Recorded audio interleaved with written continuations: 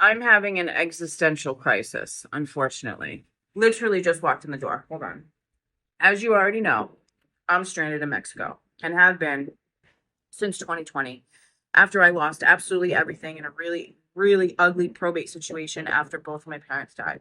The first couple years of me healing and working on myself, I honestly never even thought about going back to the States. There's nothing I really missed about it. My God, look at I put sunscreen. I have like tan lines around my eyes. I'd rather it like that though, because your girl is getting old pretty fast over here. And you know what? It didn't even really dawn on me that I actually was stranded until I started craving more for myself. But over the past several years, I've been trying to create my own opportunities because it's almost impossible to get a job here and make any kind of substantial money in order for me to get myself back to the States. I was working here. The most you're going to make is $10 a day, 200 pesos a day. And that worked for me to get by. So really since 2022, so maybe the last 3 years, I've been really dedicating myself to trying to create my own opportunities online, sharing my story, inspiring people, spreading hope. And over this past year, let me tell you, one of the biggest, if not the biggest lesson that I've learned is this whole social media shit is a fucking scam. I mean, unless you have millions and millions of followers and you literally just get paid to put content out, numbers don't fucking matter. You can have a million fucking followers and not make a dime because you cannot make anybody spend money on anything. And so over the past year of me doing my podcast, writing an ebook, creating a journal workbook, creating merch, even offering one-on-one mindset coaching, and I can't make anybody buy anything. So here we are. Now, I'm stressed the fuck out because I'm running out of money. I need to get back to the States by any means necessary. I have an opportunity to essentially spend all of my money just to get my ass back to the States. Because the reality is that the money is being spent anyways. And this time last year, I was making double in income of what I'm making now. And it's getting lower.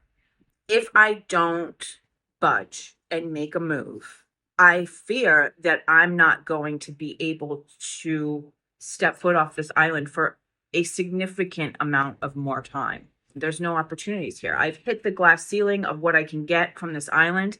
It has truly saved my life, truly gave me the opportunity and the space and the everything that I needed to heal and to grow and to work on myself. But now your girl is ready to fucking go and has been for the past 2 years or so. The plan was the original plan. And I know, you know what they say, God laughs when you make plans, because that is so fucking true.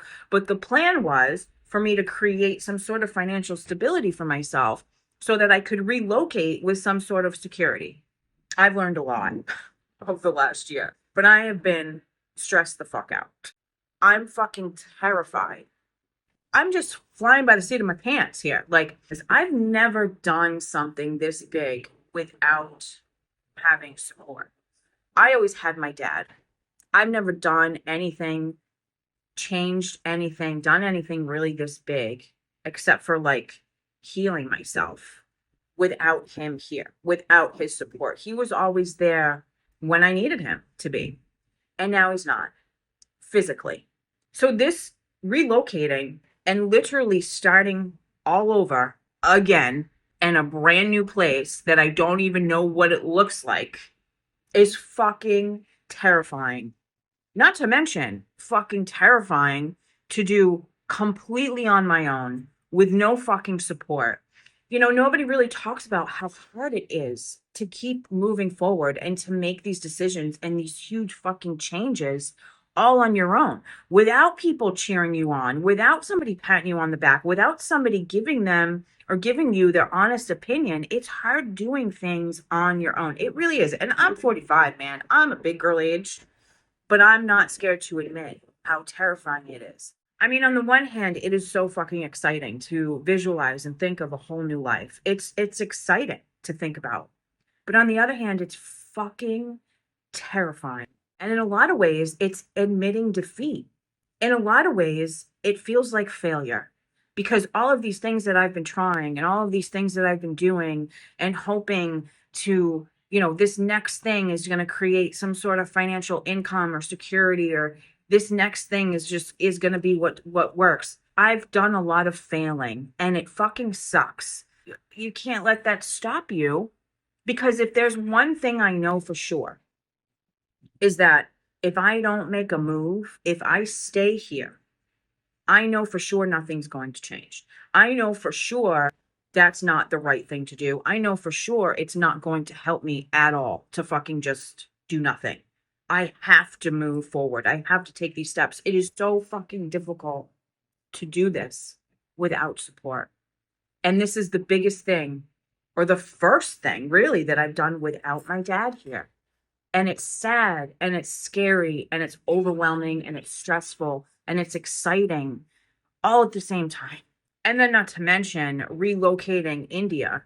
I mean, picking up and moving to a different country. Granted, it's the States. It's like where I'm from, but I can't afford to go back to Boston. I don't have a home in the States anymore. I don't even have an airport, a home airport. I have no home in the States anymore.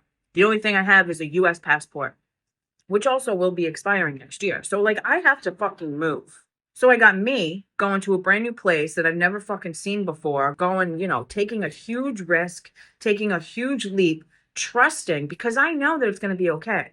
But I also have India. And I've been researching ways to travel with a big dog. And let me tell you, it is stressing me out even more. As if thinking about doing all this on my own, then I add her to the mix. And let me tell you, I will fucking float in a cardboard box across the fucking ocean to get back to the States if it meant she would be under less stress. I'm trying so hard to find ways to travel with her with the least amount of stress possible for her and, of course, for me. But I would literally swim with her across the ocean if that's what it takes to get her to the States with as little stress as possible. And it's that alone, trying to research that shit is so overwhelming. So nothing is set in stone yet, but these are the things that I've been working on and I've been researching, because I have to make a move, whether or not I have the income or not, whether or not I don't have the financial stability. As of today, in this moment, my income is getting lower and lower and lower. So it's like the money's getting spent, right? I have to spend it to go towards something for my future. I can't just sit back and wait anymore, because I've done the things and I've put the energy into creating my own opportunities, and they've fallen flat, and I don't want to say flopped, because they're still out there, right? They're still out there. Go back so much. Go get my journal. But I'm not saying that they're complete and utter failures, but in a lot of ways, it feels that way. Me going back to the States in this moment of time feels like I'm admitting defeat, feels like I've been defeated. It's such a mind fuck. It's such a bittersweet feeling. It really is, because it's like, I wish I could just blink my eyes and be there in a new place and have it be amazing. It's just the not knowing. And I talk about this shit all the time, the not knowing and the fear, and you got to walk through the fear. And I'm going to do it, but I'm just sharing with you that it doesn't make it any easier to do when you know these things. Just because I know it's going to work out, just because I know that these risks and walking through this fear is going to pay off, just because I know that doesn't make it any easier to take these steps. So I'm stressed the fuck out. I'm having an existential crisis. It's fucking hard, but I'll keep you. I don't have any details yet. Nothing set in stone, but I'll keep you posted. So with that, that's all I gotta say. Okay, that's all.